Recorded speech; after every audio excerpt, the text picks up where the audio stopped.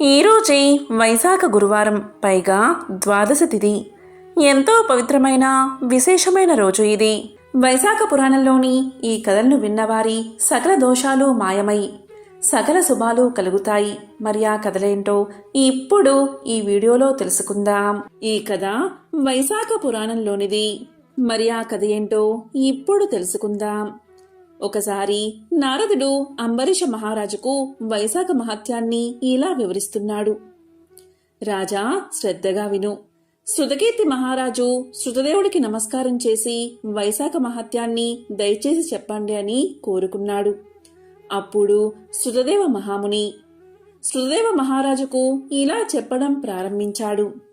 రాజా, జన్మజన్మల పుణ్యమున్నప్పుడే భగవంతుడు శ్రీహరి మహిమను, వ్రతాల గొప్పతనాన్ని తెలుసుకోవాలి అనే బుద్ధి కలుగుతుంది. ఇలాంటి ఆసక్తిగా నీవు భాగ్యశాలివి. మరెన్నియో శుభలాభాలు నీకు మున్ముందు కాలంలో ఉండడం చేతనే నీకిలాంటి కోరిక కలిగింది. నీకు కాక మరెవరికి చెప్తాను, శ్రద్ధగా విను. వైశాఖ మాసంలో సూర్యుడు మేషరాశిలో ఉండగా ప్రాతకాలంలో స్నానం చేసి శ్రీహరిని పూజించి శ్రీహరి కథను విని యథాశక్తి దానాలు చేసిన వారు శ్రీహరి లోకాన్ని తప్పకుండా చేరుకుంటారు. వైశాఖ పురాణం చెప్తూ ఉండగా దాన్ని శ్రద్ధగా వినక మరియొక దానిపై ఆసక్తి కలిగిన మూఢుడు, అజ్ఞాని రౌరము అనే నరకాన్ని పొంది పిశాచి అయి తిరుగుతాడు. అందుకు ఉదాహరణగా ఒక కథ చెప్తాను, శ్రద్ధగా విను అంటూ శృతదేవ మహాముని శృతకీర్తి మహారాజుకు ఇలా చెప్పసాగాడు. పూర్వం గోదావరి తీరంలో బ్రహ్మేశ్వరము అనే పుణ్యక్షేత్రం ఉంది. అక్కడ దుర్వాస మహాముని శిష్యులు సత్యనిష్ఠుడు, తపోనిష్ఠుడు అనేవారు నివసిస్తూ ఉండేవారు. వారిద్దరూ మహాజ్ఞానులు, సర్వసంగ పరిత్యాగులు, ఉపనిషత్తులను బాగా చదివినవారు, అందరి భావాన్ని గ్రహించిన వారు. వారు భిక్షాన్నాన్ని మాత్రమే భోంచేసేవారు. మిక్కిలి పుణ్యశాలురు. వారు అక్కడ భృగు ప్రసవనమను తీర్థ సమీపములో నివసిస్తూ ఉండేవారు. వారిద్దరిలో సత్యనిష్ఠుడు శ్రీహరి కథలయందు ఆసక్తి కలవాడు. చెప్పేవారు లేకుంటే తానే శ్రీహరి కథలను వివరిస్తూ ఉండేవాడు. శ్రీహరి కథలను ఎవరైనా చెప్తే శ్రద్ధగా వినేవాడు. వేరెవరనూ లేకపోతే విష్ణు కథలు తలుచుకుంటూ శ్రీహరికి ప్రీతిని కలిగించే పనులు చేస్తూ ఉండేవాడు. శ్రీహరి కథలను చెప్పువారుంటే రాత్రి పగళ్ళు తన పనులు మాని వాటినే వింటూ ఉండేవాడు. అట్లే వినువారుంటే తాను రాత్రి పగళ్ళు శ్రీ మహావిష్ణువు యొక్క కథలను వివరిస్తూ ఉండేవాడు. దూరంలో ఉన్న తీర్థాలలో స్నానం చేయడం కన్నా, దూరంలో ఉన్న క్షేత్రాలను దర్శించడం కన్నా, కర్మానుష్ఠానం కన్నా వానికి విష్ణు కథలయందు ఆసక్తి ఎక్కువ, ప్రీతి ఎక్కువ. ఎవరైనా చెప్తే తాను వింటూ, వినేవారుంటే తాను శ్రీహరి కథలను చెబుతూ తన్మయుడై ఉండేవాడు. అతను చెప్పేవారుంటే తన పనులు మానుకుని వింటూ ఉండేవాడు. విష్ణు కథా శ్రవణం లేనప్పుడు స్వకార్యాలు చేసుకునేవాడు. విష్ణు కథ సమాసక్తునకు సంసార బంధం ఉండదు కదా. శ్రీహరి కథలు వినడం వల్ల చిత్తశుద్ధి కలుగుతుంది, విష్ణు భక్తి పెరుగుతుంది, విష్ణువుపై ఆసక్తియు సజ్జనయందు ఇష్టము పెరుగుతుంది. నిరంజనము నిర్గుణమైన పరబ్రహ్మం అతని హృదయంలో స్ఫురిస్తుంది. జ్ఞానహీనుని కర్మ నిష్ఫలం కదా. దుష్టులు కర్మలన్నిటినీ చేసినను వ్యర్థములే. గుడ్డివాడికి అద్దాన్ని చూపిస్తే ప్రయోజనం ఏమిటి? కాబట్టి చిత్తశుద్ధిని సాధించాలి. చిత్తశుద్ధి వల్ల శ్రీహరి కథాసక్తి కలుగుతుంది. దీనివల్ల జ్ఞానం కలుగుతుంది. అలాంటి జ్ఞానం వల్ల ధ్యానం ఫలిస్తుంది. కాబట్టి అనేకసార్లు విష్ణు కథా శ్రవణము, ధ్యానము, మననము ఆవశ్యకాలు. శ్రీహరి కథలు సజ్జనులు లేని చోట గంగా తీరమైనను విడువతగినది. తులసీవనము శ్రీహరి ఆలయం. విష్ణు కథ లేని చోట మరణించినవాడు తామసము అనే నరకాన్ని పొందుతాడు. శ్రీహరి ఆలయంలో కాని, కృష్ణ మృగం కాని, విష్ణు కథ కాని, సజ్జనులు గాని లేని చోట మరణించేవారు అనేకసార్లు కుక్కగా జన్మిస్తారు. సత్యనిష్ఠుడు ఈ విధంగా ఆలోచించి విష్ణు కథా శ్రవణము, ప్రసంగము, మననము, స్మృతి మున్నగునవి ముఖ్యములని తలిచాడు. మరొకడు తపోనిష్ఠుడు. ఇతనికి పూజా జపాది కర్మలంటే ఎంతో ఇష్టం. అతను ఎప్పుడూ కూడా ఇవన్నీ మానక పట్టుదలతో చేస్తూ ఉండేవాడు. శ్రీహరి కథలను వినేవాడు కాదు, అలాగే చెప్పేవాడు కాదు. ఎవరైనా చెప్తే తీర్థస్నానానికి వెళ్ళిపోయేవాడు. తీర్థస్నాన సమయమున శ్రీహరి కథా ప్రసంగం వస్తే తన పూజాది కర్మకలాపం పోతుంది అని దూరంగా పోయేవాడు. అతన్ని అనుసరించి అందువారును స్నానాది కర్మలను ఆచరించి తమ ఇంటి పనులు చేసుకోవడం ఇష్టం కలవారై ఉండేవారు. ఇలా ఎంతకాలం గడిచినా తపోనిష్ఠుడు. కర్మానుష్ఠానం తప్ప శ్రీహరి కథాశ్రవణము, చింతనము, స్మృతి మున్నగు వాటిని తెలియకుండా ఉండేవాడు. ఇటువంటి తపోనిష్ఠుడు కొంతకాలానికి చనిపోయాడు. శ్రీహరి కథాశ్రవణము మున్నగునవి లేకపోవడం వల్ల పిశాచంగా మారి చిన్న కర్ణుడు అనే పేరుతో పిలువబడేవాడు. జమ్మి చెట్టు మీద నివసిస్తూ ఉండేవాడు. బలవంతుడైన నిరాధారుడు, నిరాశ్రయుడు, ఎండిన పెదాలు, నోరు కలవాడై ఉండేవాడు. ఈ విధంగా బాధపడుతూ కొన్ని వేల సంవత్సరాలు కాలం గడిపాడు. అతని సమీపానికి వచ్చేవారు లేక మిక్కిలి బాధపడుతూ ఉండేవాడు. ఆకలి దప్పిక కలిగి అవి తీరే ఉపాయం లేక మిక్కిలి బాధతో ఉండేవాడు. అతని శరీరానికి జలబిందువు అగ్నిగను, జలము ప్రళయాగ్ని వలె ఫల పుష్పాదులు విషంగా ఉండేవి. ఈ విధంగా కర్మ పరాయణుడైన తపోనిష్ఠుడు చాలా విధాలుగా బాధపడుతూ ఉండేవాడు. నిర్జనమైన ఆ అడవిలో అతను ఒక్కడే మిక్కిలి బాధపడుతూ ఉండగా ఒకనాడు సత్యనిష్ఠుడు పనిపై పోతూ ఆ ప్రాంతానికి చేరుకున్నాడు. అక్కడ ఎంతో బాధ అనుభవిస్తున్న చిన్నకర్ణుని చూశాడు. దుఃఖిస్తూ శరణాగతుడైన వానికి భయపడకమని ధైర్యం చెప్పి వాని బాధలకు కారణం అడిగాడు. అప్పుడు చిన్నకర్ణుడు ఇలా చెప్పాడు. నేను కర్మనిష్ఠుడు అనేవాడిని, దూర్వాస మహాముని శిష్యుణ్ణి. కర్మ పరతంత్రుడై శ్రీహరి కథాశ్రవణాదులను చేసేవాణ్ణి కాదు. మూఢుడునై కర్మల్ని ఆచరించడం వల్ల నాకు ఇటువంటి గతి పట్టింది అని తన వృత్తాంతమంతా చెప్పాడు. నా అదృష్టవశమున మీ దర్శనమైనది. నన్ను మీరే రక్షించాలి అని పలు విధాలుగా ప్రార్థించాడు. అతని పాదాలపై పడి దుఃఖించాడు. దీంతో సత్యనిష్ఠుడికి అతనిపై జాలి కలిగింది. తాను 2 గడియల కాలం వైశాఖ పురాణ శ్రవణం చేసిన ఫలాన్ని అతనికి సోదకంగా సమర్పించాడు. దార పోశాడు. ఆ మహిమ వల్ల కర్మనిష్ఠుడి పాపాలు తొలగిపోయాయి. అతని పిశాచ రూపం పోయి దివ్య దేహం కలిగింది. కర్మనిష్ఠుడు సత్యనిష్ఠుడికి నమస్కారం చేసి కృతజ్ఞతలు తెలిపి శ్రీహరి పంపగా వచ్చిన దివ్య విమానమెక్కి శ్రీహరి సాన్నిధ్యాన్ని చేరుకున్నాడు. సత్యనిష్ఠుడును వైశాఖ మాస మహిత్య మహిమకు విస్మయపడుచు తన గమ్యమునకు చేరుకోవడానికి వెళ్ళిపోయాడు. కాబట్టి శృతకీర్తి మహారాజా, శ్రీహరి కథా ప్రసంగం శ్రవణం ప్రశస్తాన్ని తెలుసుకోవాలి. శ్రీహరి కథా ప్రసంగం గంగా ప్రవాహం కంటే సర్వక్షేత్రాల కంటే ప్రశస్తమని తెలుసుకో. శ్రీహరి కథా ప్రసంగం గంగా ప్రవాహం కంటే పవిత్రమైనది. గంగా తీర వాసులకు ఇహలోక భోగములు ముక్తి కలుగునో లేదో కాని శ్రీహరి కథ గంగా తీర వాసులకు ఇహము పరము నిశ్చితములు అని శృతకీర్తికి శృతదేవుడు వివరించాడు అని నారదుడు అంబరీష మహారాజుకు తెలియజేశాడు. ఈ కథ వైశాఖ పురాణంలోనిది. ఈ కథను విన్నంతనే జన్మల పాపాలు తొలగి 1,000,000 జన్మల పుణ్యం వస్తుంది, సకల శుభాలు కలుగుతాయి. మరి ద్వాదశి రోజు తప్పకుండా వినాల్సిన ఆ పవిత్ర కథ ఏంటో ఇప్పుడు తెలుసుకుందాం. అదే అంబరీషోపాఖ్యానం. పూర్వం అంబరీషుడు అనే రాజు ఉండేవాడు. అతడు పరమ భాగవోత్తముడు, ద్వాదశి వ్రతప్రియుడు. అంబరీషుడు ప్రతి ద్వాదశి రోజు తప్పకుండా వ్రతాన్ని చేస్తూ ఉండేవాడు. ఒక ద్వాదశి నాడు ద్వాదశి గడియలు స్వల్పంగా ఉన్నాయి. అందువల్ల ఆ రోజు పెందలకడనే వ్రతాన్ని ముగించి బ్రాహ్మణ సమారాధన చేయదలిచి సిద్ధంగా ఉన్నాడు. అదే సమయానికి అక్కడకు కోప స్వభావుడైన దూర్వాసుడు వచ్చాడు. అంబరీషుడు ఆ మున్ని గౌరవించి ద్వాదశి గడియల్లో పారాయణ చెయ్యాలి కాబట్టి త్వరగా స్నానానికి వెళ్లి రమ్మని కోరాడు. దూర్వాసుడు అందుకు అంగీకరించి సమీపంలో ఉన్న నదికి స్నానానికై వెళ్లాడు. అంబరీషుడు ఎంతసేపు వేచి ఉన్నా దూర్వాసుడు రాలేదు. ద్వాదశి గడియలు దాటిపోతున్నాయి. అందుచేత అంబరీషుడు తనలో తాను ఇలా అనుకున్నాడు. ఇంటికొచ్చిన దుర్వాసుణ్ణి భోజనానికి రమ్మన్నాను. ఆ ముని నదికి స్నానానికి వెళ్లి ఇంతవరకు రాలేదు. బ్రాహ్మణులకు ఆతిథ్యమిస్తానని మాట ఇచ్చి భోజనం పెట్టకపోవడం మహాపాపం. అది గృహస్థులకు ధర్మం కాదు. ఆయన వచ్చే వరకు ఆగితే 12 గడిలు దాటిపోతాయి. వ్రతభంగం అవుతుంది. ఈ ముని మహాకోపస్వభావం కలవాడు. ఆయన రాకుండా నేను భోంచేస్తే నన్ను శపిస్తాడు. నాకేమీ తోచడం లేదు. బ్రాహ్మణ భోజనాన్ని అతిక్రమించరాదు. 12 గడియలు మించిపోకూడదు. గడియలు దాటిపోయిన తర్వాత భోంచేస్తే హరిభక్తిని వదిలినవాడవుతాను.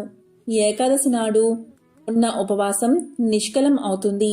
12 విడిచి భోంచేస్తే భగవంతునకు భోజనం చేసిన దుర్వాసుడుకు కోపం వస్తుంది. అదీ కాక ఈ నియమాన్ని నేను అతిక్రమిస్తే వెనుకటి జన్మయందు చేసిన పుణ్యం నశిస్తుంది. దానికి ప్రాయచిత్తం లేదు అని ఆలోచించి, బ్రాహ్మణ శాపానికి భయం లేదు. ఆ భయాన్ని శ్రీ మహావిష్ణువే పోగొట్టగలడు. కాబట్టి నేను 12 గడియల్లో భోజనం చేయడమే ఉత్తమం. అయినా పెద్దలతో ఆలోచించడం మంచిది అని సర్వజ్ఞులైన కొందరు పండితుల్ని పిలిచి వారితో ఇలా పలికాడు. ఓ పండిత శ్రేష్ఠులారా, నిన్నటి దినమున ఏకాదశి అవడం వల్ల నేను కటిక ఉపవాసం ఉన్నాను. ఈరోజు స్వల్పంగా మాత్రమే 12 గడియలు ఉన్నాయి. 12 గడియల్లోనే భోజనం చేయాలి. ఇంతలో నా ఇంటికి దుర్వాస మహాముని వీచ్చేశారు. ఆ మహామునిని నేను భోజనానికి ఆహ్వానించాను. అందుకు ఆయన అంగీకరించి నదికి స్నానార్థమై వెళ్లి ఇంతవరకు రాలేదు. ఇప్పుడు 12 గడియలు దాటిపోతున్నాయి. బ్రాహ్మణుణ్ణి వదిలి 12 గడియల్లో భోంచెయ్యవచ్చా, లేక వ్రతభంగాన్ని సమ్మతించి ముని వచ్చే వరకు వేచి ఉండాలా? ఈ రెండిటిలో ఏది ముఖ్యమైనదో తెలపండి అని కోరాడు. అంతటా ఆ ధర్మజ్ఞులైన పండితులు ధర్మశాస్త్రాలు పరిశోధించి విమర్శ ప్రతివిమర్శలు చేసుకుని దీర్ఘంగా ఆలోచించి ఇలా పలికారు.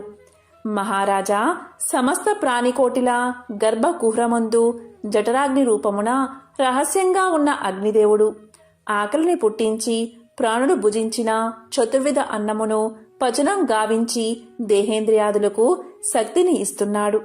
ప్రాణవాయువు సహాయంతో జఠరాగ్ని ప్రజ్వరిల్లుతుంది. అది చెలరేగిన క్షుద్బాధ దప్పిక కలుగుతుంది. ఆ తపము చల్లార్చాలి అంటే అన్నము నీరు పుచ్చుకుని శాంతపరచాలి. శరీరానికి శక్తి కలగజేసేవాడు అగ్నిదేవుడు. దేవతలందరికంటే అధికుడై దేవ పూజ్యుడు అయ్యాడు. ఆ అగ్నిదేవుణ్ణి అందరూ సదా పూజించాలి. గృహస్థు ఇంటికి వచ్చిన అతిథి కడజాతి వాడైనా భోజనం పెడతానని చెప్పి వానికి పెట్టకుండా తినరాదు. అందులోనూ వేదాంగ విద్యా విశారదుడు మహాతపస్సాలి సదాచార సంపన్నుడు అయిన దూర్వాస మహాముని భోజనానికి పిలిచి అతనికి పెట్టకుండా తాను భోంచేయడం వల్ల మహాపాపాలు కలుగుతాయి. అందువల్ల ఆయుక్షీణం కలుగుతుంది. దుర్వాసుడంతటి వాణ్ణి అవమానం చేస్తే పాపం సంప్రాప్తమవుతుంది అని విశదపరిచారు. అంబరీష, పూర్వజన్మలో కించిత్ పాప విశేషం వల్ల నీకీ అనర్థం వచ్చింది. నీ బుద్ధిచే దీర్ఘంగా ఆలోచించి నీకు ఎలా అనిపిస్తుందో అలాగే చెయ్యి. ఇక మాకు సెలవు ఇప్పించు అని పండితులు పలికారు. అంతా అంబరీషుడు ఇలా అన్నాడు. ఓ పండితోత్తములారా, నా నిశ్చిత అభిప్రాయాన్ని ఆలకించి వెళ్ళండి. ద్వాదశి నిష్టను విడవడం కన్నా విప్రశాపం అధికమైంది కాదు. జలపానం చేయడం వల్ల బ్రాహ్మణుణ్ణి అవమానపరచడం కాదు, ద్వాదశిని విడవడమూ కాదు. అప్పుడు దుర్వాసుడు నన్ను ఎలా నిందిస్తాడు? నిందించడు. మొదట పుణ్యఫలం నశించదు. కాబట్టి జలపానం చేసి ఊరుకుంటాను అని వారి ఎదుటే జలపానం చేశాడు. అంబరీషుడు జలపానం చేసిన మరుక్షణమే దూర్వాసుడు స్నాన జపాదులు పూర్తి చేసుకుని అక్కడికి వచ్చాడు. వచ్చిన వెంటనే ఆ ముని మహారౌద్రాకారుడై కళ్ళ వెంట నిప్పులు కక్కుతూ ఇలా అన్నాడు. ఓరీ మదాందా, నన్ను భోజనానికి రమ్మని నేను రాకుండానే నువ్వు ఎలా భోంచేశావు? ఎంత దుర్మార్గము, ఎంత నిర్లక్ష్యము, ఎంతటి ధర్మ పరిత్యాగివి! అతిథికి అన్నం పెడతానని ఆశ చూపి పెట్టకుండా తాను తిన్నవాడు మలభక్షకుడు అవుతాడు. అలాంటి అధముడు మరుజన్మలో పురుగై పుడతాడు. నీవు భోజనానికి బదులు జలపానం చేశావు. అది భోజనంతో సమానమైనదే. నీవు అతిథిని విడిచి భోజనం చేశావు కాబట్టి నీవు నమ్మకద్రోహి అవుతావే కాని హరిభక్తుడివి ఎలా కాగలవు? శ్రీహరి బ్రాహ్మణ అవమానాన్ని సహించడు. నన్ను అవమానించడం శ్రీహరిని అవమానించడమే. నీవంటి హరినిందాపరుడు మరియొకడు లేడు. నీవు మహాభక్తుడవని అతి గర్వం కలవాడవై ఉన్నావు. ఆ గర్వంతోటే నీవు నన్ను భోజనానికి ఆహ్వానించి అవమానపరిచి నిర్లక్ష్యంగా జలపానం చేశావు. అంబరీష, నీవు ఎలా పవిత్ర రాజకుటుంబంలో పుట్టినావురా? నీ వంశం కలంకం కాలేదా అని కోపంతో నోటికి వచ్చినట్లు తిట్టాడు. అంబరీషుడు ముని కోపానికి గడగడా వణుకుతూ ముకులిత హస్తాలతో ఇలా అన్నాడు. మహానుభావా, నేను ధర్మహీనుడను. నా అజ్ఞానంచే నేనీ కార్యాన్ని చేశాను. నన్ను రక్షించండి. బ్రాహ్మణులకు శాంతే ప్రధానము. మీరు తపోధనులు, దయా దాక్షిణ్యాలు కలవారు కాబట్టి నన్ను కాపాడండి అని అతని పాదాలపై పడ్డాడు. దయాశూన్యుడైన దుర్వాసుడు అంబరీషుడి తలను తన ఎడమకాలితో తన్ని, దోషికి శాపం ఇయ్యకుండా ఉండరాదు. నీవు మొదటి జన్మలో చేపగాను, రెండవ జన్మలో తాబేలుగాను, మూడవ జన్మలో పందిగాను, నాలుగవ జన్మలో సింహంగాను, ఐదవ జన్మలో వామనుడిగాను, ఆరవ జన్మలో క్రూరుడువైన బ్రాహ్మణుడుగాను, ఏడవ జన్మలో మూఢుడువైన రాజుగాను, ఎనిమిదవ జన్మలో రాజ్యం కాని సింహాసనం కాని లేనట్టి రాజుగాను, తొమ్మిదవ జన్మలో పాషాండ మతస్థునిగాను, 10వ జన్మలో పాప బుద్ధి గల దయలేని బ్రాహ్మణుడుగాను పుట్టెదుగాక అని వెనుక ముందు ఆలోచించక శపించెను. ఇంకా కోపం తగ్గనందున మరలా శపించుటకు ఉద్యుక్తుడు అవుతుండగా శ్రీ మహావిష్ణువు బ్రాహ్మణ శాపం వృధా కాకూడదని తన భక్తునికి ఏ అపాయం కలగకుండా ఉండడానికి అంబరీషుని హృదయంలో ప్రవేశించి ఇలా పలికాడు. మునివర్యా, అలాగే మీ శాపాన్ని అనుభవిస్తాను అని ప్రాధేయపడ్డాడు. కాని దుర్వాసుడు ఇంకా కోపం పెంచుకుని శపించబోగా శ్రీమన్నారాయణుడు తన సుదర్శన చక్రాన్ని అడ్డు పెట్టెను. ఆ సుదర్శనం కోటి సూర్య ప్రభలతో అగ్నిజ్వాళ్లు కక్కుతూ దూర్వాసునిపై పడబోయింది. అంత దూర్వాసుడు ఆ చక్రం తనను మసిచేయనని తలంచి ప్రాణాలపై ఆశ కలిగి అక్కడ్నుండి బతుకు జీవుడా అని పరుగుపెట్టాడు. మహా తేజస్సుతో చక్రాయుధం దూర్వాసుని తరుముచూ ఉంది. దూర్వాసుడు తన్ను కాపాడమని భూలోకంలో ఉన్న మహాముళ్లను, దేవలోకానికి వెళ్లి దేవేంద్రుణ్ణి, బ్రహ్మలోకానికి వెళ్లి బ్రహ్మదేవుణ్ణి, కైలాసానికి వెళ్లి పరమేశ్వరుణ్ణి ఎంత ప్రార్థించినా వారు సైతం చక్రాయుధం బారి నుండి దూర్వాసుని కాపాడలేకపోయారు. ఆ విధంగా ముక్కోపి అయిన దుర్వాసుడు భూలోకము, భువర్లోకము, పాతాళలోకము, సత్యలోకాలకు తిరిగి తిరిగి అన్ని లోకాల్లోనూ తన్ను రక్షించేవారు లేకపోవడం వల్ల వైకుంఠంలో ఉన్న మహావిష్ణువు దగ్గరకు వెళ్లి ఇలా పలికాడు. వాసుదేవా, జగన్నాథ, శరణాగత రక్షణ బిరుదాంకిత, రక్షించుము. నీ భక్తుడైన అంబరీషునకు కీడు చెయ్యదలిచిన నేను బ్రాహ్మణుణ్ణి కాను. ముక్కోపినై మహా అపరాధం చేశాను. నీవు బ్రాహ్మణ ప్రియుడవు. బ్రాహ్మణుడైన భృగు మహర్షి నీ యురంపై తన్నినను సహించావు. ఆ కాలిగుర్తు నేటికిని నీ వక్షస్థలమందున్నది. ప్రశాంత మనస్కుడివై అతన్ని రక్షించినట్లే కోపంతో నీ భక్తునికి శాపమిచ్చినా నన్ను కూడా రక్షించుము. శ్రీహరి, నీ చక్రాయుధం నన్ను చంపవస్తున్నది అని దూర్వాసుడు శ్రీమన్నారాయణ్ణి పరిపరి విధాలా ప్రార్థించాడు. ఆ విధంగా దూర్వాసుడు అహంకారాన్ని వదిలి తనను ప్రార్థించడం చూసి శ్రీహరి చిరునవ్వు నవ్వి, దూర్వాసా, నీ మాటలు యథార్థాలు. నీ వంటి తపోధనులు నాకు అత్యంత ప్రియులు. నీవు బ్రాహ్మణ రూపమున పుట్టిన రుద్రుడవు. నిన్ను చూసిన వారు 3 లోకాలయందు భయపడకుండా ఉంటారా? నేను త్రికరణులచే బ్రాహ్మణులకు మాత్రం ఎట్టి హింస కలిగించను.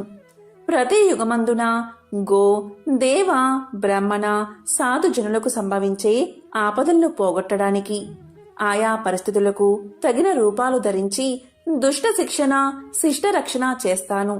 నీవు అకారణంగా అంబరీషుణ్ణి శపించావు. నేను శత్రువుకైనను మనోవాక్కాయాలందు కూడా కీడు తలపెట్టను. ఈ ప్రపంచమందు కల ప్రాణి సమూహము నా రూపంగానే చూస్తాను. అంబరీషుడు ధర్మయుక్తంగా ప్రజాపాలన చేస్తూ ఉన్నాడు. కాని అటువంటి నా భక్తుణ్ణి నీవు అనేక విధాలా దూషించావు. నీ ఎడమ పాదంతో తన్నావు. అతని ఇంటికి నీవు అతిథివై వచ్చి కూడా నేను వేలకు రాని ఎడలా 12 గడియలు దాటకుండా భుజించమని అంబరీషుడుకు చెప్పలేకపోయావు. అతడు వ్రతభంగానికి భయపడి నీ రాకకై చూసి జలపానం మాత్రమే చేశాడు. అంతకంటే అతడు అపరాధం ఏమి చేశాడు? చాతుర్వర్ణాల వారికి భోజన నిషిద్ధ దినాలయందు కూడా జలపానం దాహ శాంతికి పవిత్రతకు చెయ్యదగిందే కదా. జలపానం చేసినంత మాత్రమున నా భక్తుణ్ణి దూషించి శపించావు. అతడు వ్రతభంగానికి భయపడి జలపానం చేసినాడు కాని నిన్ను అవమానించుటకు చెయ్యలేదే. నీవు మండిపడుతున్నా బతిమాలి నిన్ను శాంతింప చేయడానికే చూశాడు. ఎంత బ్రతిమాలినా నీవు శాంతించనందున నన్ను శరణు వేడుకున్నాడు. నేనప్పుడు రాజు హృదయంలో ప్రవేశించాను. నీ శాపఫలము 10 జన్మల్లో అనుభవిస్తాను అని పలికిన వాడిని నేనే. అతడు నీ వల్ల భయంచే నన్ను శరణు వేడాడు. కాని తన దేహం తాను తెలుసుకునే స్థితిలో లేడు. నీ శాపాన్ని అతడు వినలేదు. అంబరీషుడు నా భక్త కోటిలో శ్రేష్ఠుడు, నిరపరాధి, దయాశాలి, ధర్మ తత్పరుడు. అటువంటి వాడిని అకారణంగా దూషించావు. అతన్ని నిష్కారణంగా శపించావు. విచారించకు. ఆ శాపాన్ని లోకోపకారానికై నేనే అనుభవిస్తాను. అది ఎలా అంటే, నీ శాపంలోనిది మొదటిది మత్స్య జన్మ. నేనీ కల్పమున మనువును రక్షించే నిమిత్తం సోమకుడు అనే రాక్షసుణ్ణి చంపే నిమిత్తం మత్స్య రూపం ఎత్తుతాను. మరికొంతకాలానికి దేవదానవులు క్షీరసాగరాన్ని మదించుటకు మందర పర్వతాన్ని కవ్వంగా చేస్తారు. ఆ పర్వతం నీటిలో మునగకుండా కూర్మ రూపమున నా వీపున మోస్తాను. వరహ జన్మ ఎత్తి హిరణ్యాక్షుణ్ణి వధిస్తాను. నరసింహ జన్మ ఎత్తి హిరణ్యకశిపుణ్ణి చంపి ప్రహ్లాదుణ్ణి రక్షిస్తాను. బలిచే స్వర్గం నుండి పారద్రోలబడిన ఇంద్రుడకు తిరిగి స్వర్గాన్ని అప్పగించడానికి వామన రూపమెత్తి బలిచక్రవర్తిని పాతాళ లోకానికి తొక్కేస్తాను. భూభారాన్ని తగ్గించడానికై క్షత్రియులను చంప బ్రాహ్మణునై జన్మించి భూభారాన్ని తగ్గిస్తాను. లోకకంటకుడైన రావణుణ్ణి చంపి లోకోపకారం చేయడానికి రఘువంశమున రాముడై జన్మిస్తాను. తరువాత యదువంశమున కృష్ణుడిగా, కలియుగమున బుద్ధుడిగా, కలియుగాంతమున విష్ణు చిత్తుడను విప్రుడి ఇంట కల్కి అనే పేరుతో జన్మించి గుర్రాన్ని ఎక్కి తిరుగుతూ బ్రహ్మద్వేషులందరినీ మట్టు పెడతాను. నీవు అంబరీషుడికి శాపరూపమును ఇచ్చిన 10 జన్మలు ఈ విధంగా పూర్తి చేస్తాను. ఈ విధంగా నా దశావతారాలను సదా స్మరించే వారికి సమస్త పాపాలు హరింపచేసి వైకుంఠ ప్రాప్తిని నొసంగుతాను. ఇది ముమ్మాటికి తథ్యము. ఓ దుర్వాసముని, నీవు అంబరీషుణ్ణి శపించిన విధంగా ఆ 10 జన్మలు నాకు సంతోషకరమైనవే. నేను అవతారాలు ఎత్తడం కష్టం కాదు. నీవు తపస్సాలివి. నీ మాటలకు విలువ ఇవ్వాలి. కాబట్టి అందుకే నేను అంగీకరించాను. బ్రాహ్మణుల మాట అసత్యమైతే వారికి గౌరవం ఉండదు. ఇటు భక్తులను కాపాడడం, అటు బ్రాహ్మణుల మాట తప్పకుండా ఉండడం నా కర్తవ్యం. నీవు అంబరీషుని ఇంట భోంచేయకుండా వచ్చినందుకు అతడు ఎంతో బాధపడి బ్రాహ్మణ పరివృతుడై ప్రాయోపవేశం మొనర్చాడు. ఆ కారణం వల్ల విష్ణు చక్రం నిన్ను బాధించాలి అనుకుంది. ప్రజారక్షణమే రాజధర్మం కాని ప్రజాపీడనం కాదు. ఒక బ్రాహ్మణుడు దుష్టుడైతే వాణ్ణి జ్ఞానులకు బ్రాహ్మణులే శిక్షించాలి. ఒక విప్రుడు పాపి అయితే మరొక విప్రుడే దండించాలి. ధనుర్బాణాలు ధరించి ముష్కరుడై యుద్ధానికి వచ్చిన బ్రాహ్మణుని తప్ప మరెవరిని ఎప్పుడూ దండించకూడదు. బ్రాహ్మణ యువకుడిని దండించుట కంటే పాతకం లేదు. విప్రుణ్ణి హింసించువాడు, హింసింప చేసేవాడు బ్రాహ్మణ హంతకులని న్యాయశాస్త్రాలు ఘోషిస్తున్నాయి. బ్రాహ్మణుణ్ణి సిగబట్టి లాగినవాడు, కాలితో తన్నినవాడు, విప్ర ద్రవ్యాన్ని హరించేవాడు, బ్రాహ్మణుణ్ణి గ్రామం నుండి తరిమినవాడు, విప్ర పరిత్యాగం చేసినవాడు బ్రహ్మహంతకులే అవుతారు. కాబట్టి ఓ దుర్వాస మహర్షి, అంబరీషుడు నీ గురించి తపస్సాలియు, విప్రోత్తమును అయిన దూర్వాసుడు నా మూలాన ప్రాణ సంకటం పొందుతున్నాడు. అయ్యో, నేను బ్రాహ్మణ హంతకుడిని అయ్యాని అని పరితాపం పొందుతున్నాడు. కాబట్టి నీవు వేగమే అంబరీషుని దగ్గరకు వెళ్ళు, అందువల్ల మీ ఇద్దరికీ శాంతి కలుగుతుంది అని విష్ణువు దూర్వాసుడికి నచ్చచెప్పి అంబరీషుని వద్దకు పంపాడు. అలా దూర్వాసుడు శ్రీమన్నారాయణుడి దగ్గర సెలవు తీసుకుని తన్ను వెన్నంటి తరుముతున్న విష్ణు చక్రాన్ని చూసి భయపడుతూ తిరిగి మళ్లీ భూలోకానికి వచ్చి అంబరీషుని దగ్గరకు వెళ్లి, అంబరీషా, ధర్మ పాలక, నా తప్పు క్షమించి నన్ను రక్షించు. నీకు నా పైగల అనురాగంతో ద్వాదశి పారాయణకు ఆహ్వానించావు. కాని నిన్ను కష్టాల పాలు చేసి వ్రతభంగం చేయించి నీ పుణ్యఫలాన్ని నాశనం చెయ్యాలి అనుకున్నాను. కాని నా దుర్బుద్ధి నన్నే వెంటాడి నా ప్రాణాలు తీయడానికి సిద్ధమైనది. నేను విష్ణువు దగ్గరకు వెళ్లి ఆ విష్ణు చక్రం వల్ల ఆపద నుండి రక్షించమని ప్రార్థించాను. ఆ పురాణ పురుషుడు నాకు జ్ఞానోపదేశం చేసి నీ వద్దకు వెళ్ళమని చెప్పాడు. కాబట్టి నీవే నాకు శరణ్యము. నేను ఎంతటి తపస్సాలినైనను, ఎంత నిష్ఠ గలవాడైనను నీ నిష్కలంక భక్తి ముందు ఏవీ పనిచెయ్యలేదు. నన్నీ విపత్తు నుండి కాపాడు అని అనేక విధాలా ప్రార్థించగా అంబరీషుడు శ్రీమన్నారాయణుని ధ్యానించి, ఓ సుదర్శన చక్రమా, నీకివే నా మనఃపూర్వక వందనాలు.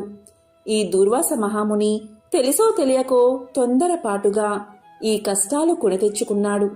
అయినా ఇతడు బ్రాహ్మణుడు కాబట్టి ఇతన్ని చంపకూడదు. ఒకవేళ నీ కర్తవ్యాన్ని నిర్వహించాలి అనుకుంటున్నావేమో, ముందు నన్ను చంపి తర్వాత దుర్వాసుని చంపు. నీవు శ్రీమన్నారాయణుడి ఆయుధానివి. నేను ఆ శ్రీమన్నారాయణుడి భక్తుడను. నాకు ఆ శ్రీమన్నారాయణుడే ఇలవేల్పు, దైవము. నీవు శ్రీహరి చేతిలో నుండి అనేక యుద్ధాలలో అనేక మంది లోకకంటుకులను చంపితివి, కాని శరణు కోరిన వారిని ఇంతవరకు చంపలేదు.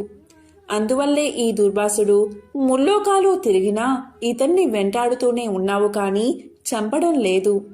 దేవా, సురాసురాది భూతకోటి అన్నియు ఒక్కటిగా ఏకమైనను నిన్నేమీ చెయ్యజాలవు. నీ శక్తికి ఏ విధమైన అడ్డూ లేదు. ఈ విషయం లోకమంతటికీ తెలుసును. అయినా మునిపుంగవునికి ఏ అపాయమూ కలగకుండా రక్షించమని ప్రార్థిస్తున్నాను. నీ యందు ఆ శ్రీమన్నారాయణుడి శక్తి ఈమెడి ఉన్నది. నిన్ను వేడుకుంటున్న నన్ను శరణు వేడిన ఈ దూర్వాసుని రక్షించుము అని అనేక విధాలా స్తుతించడం వల్ల అతి రౌద్రాకారంతో నిప్పులు గక్కుతున్న విష్ణు చక్రాయుధం అంబరీషుడి ప్రార్థనలకు శాంతించి, ఓ భక్తాగ్రేశ్వర అంబరీష, నీ భక్తిని పరీక్షించడానికే ఈ విధంగా చేశాను, కాని వేరేలా కాదు. అత్యంత దుర్మార్గులు, మహాపరాక్రమవంతులైన మధు కైటబులను దేవతలందరూ ఏకమై కూడా చంపజాలని మూర్ఖులను నేను దుర్మార్గం నీకు తెలుసు కదా. ఈ లోకంలో దుష్ట శిక్షణ, శిష్ట రక్షణకై శ్రీహరి నన్ను వినియోగించి ముల్లోకాల యందు ధర్మాన్ని స్థాపిస్తూ ఉంటాడు. ఇది అందరికీ తెలిసిన విషయమే. ముక్కోపి అయిన దూర్వాసుడు నీపై పగబూని నీ వ్రతాన్ని నాశనం చేసి నానా ఇక్కట్లు పెట్టాలి అని కన్ను ఎర్రజేసి నీ మీద చూపిన రౌద్రాన్ని నేను తిలకించాను. నిరపరాధివగు నిన్ను రక్షించి ఈ ముని గర్వం అనచాలని తరుముతున్నాను. ఇతడు కూడా సామాన్యుడు కాదు. ఇతను రుద్రాంశ సంభూతుడు, బ్రహ్మ తేజస్సు కలవాడు, మహా తపస్సాలి. రుద్రతేజము భూలోక వాసులందరినీ చంపగలదు, కాని శక్తిలో నాకంటే ఎక్కువేమీ కాదు. సృష్టికర్త అయిన బ్రహ్మ తేజస్సు కంటే, కైలాసపతియగు మహేశ్వరుని తేజస్సు కంటే ఎక్కువైన శ్రీహరి తేజస్సుతో నిండి ఉన్న నాతో రుద్ర తేజస్సు గల దూర్వాసుడు కాని, క్షత్రియ తేజస్సు గల నీవు కాని తులతూగరు. నన్ను ఎదుర్కోలేరు. తనకన్నా ఎదుటివాడు బలవంతుడై ఉన్నప్పుడు అతనితో సంధి చేసుకోవడం ఉత్తమం. ఈ నీతిని ఆచరించేవారు ఎటువంటి విపత్తుల నుండైనా తప్పించుకోగలరు. ఇంతవరకు జరిగిందంతా విస్మరించి శరణార్థే వచ్చిన ఆ దూర్వాసుని గౌరవించి నీ ధర్మం నీవు నిర్వహించు అని చక్రాయుధం పలికింది. అంబరీషుడు ఆ మాటలు విని, నేను దేవ, గో, బ్రాహ్మణాదుల యందు, స్త్రీల యందు గౌరవం కలవాడిని. నా రాజ్యంలో సర్వజనులు సుఖంగా ఉండాలి అనే అభిలాష కలవాడిని. శరణు కోరిన ఈ దుర్వాసుని నన్ను కరుణించి రక్షించు. వేల కొలది అగ్నిదేవతలు, కోట్ల కొలది సూర్య మండలాలు ఏకమైన నీ శక్తికి, తేజస్సుకి సాటిరావు. నీవు అలాంటి తేజోరాశివి. మహావిష్ణువు లోక నిందితులపై, లోక కంటకులపై, దేవ, గో బ్రాహ్మణ హింసాపరులపై నిన్ను ప్రయోగించి వారిని శిక్షించి తన కుక్షియందున్న 14 లోకాలను కంటికి రెప్పవలే కాపాడుతున్నాడు. కాబట్టి నీకు ఇవే నా మనఃపూర్వక నమస్కృతులు అని పలికి చక్రాయుధపు పాదాలపై పడ్డాడు అంబరీషుడు. అంతటా సుదర్శన చక్రం అంబరీషుణ్ణి లేవదీసి గాఢాలింగనమర్చి, అంబరీషా, నీ నిష్కలంక భక్తికి మెచ్చాను. విష్ణు స్తోత్రం 3 కాలాలయందు ఎవరు పఠిస్తారో, ఎవరు దాన ధర్మాలతో పుణ్యఫలమును వృద్ధి చేసుకుంటారో, ఎవరు పరులను హింసించక, పరధనములకు ఆశపడక, పరస్త్రీలను చెరబెట్టక, గోహత్య, బ్రాహ్మణ హత్య, శిశు హత్యాది మహాపాతకాలు చెయ్యకుందరో అట్టివారి కష్టాలు నశించి ఇహమందు పరమందు సర్వ సౌఖ్యాలతో తులతూగుతారు. కాబట్టి నిన్ను దుర్వాసుని రక్షిస్తున్నాను. నీ ద్వాదశి వ్రత ప్రభావం చాలా గొప్పది. నీ పుణ్యఫలం ముందు ఈ మునిపుంగువుని తపశ్శక్తి పనిచేయలేదు అని చెప్పి అతన్ని ఆశీర్వదించి సుదర్శన చక్రం అదృశ్యమైపోయింది.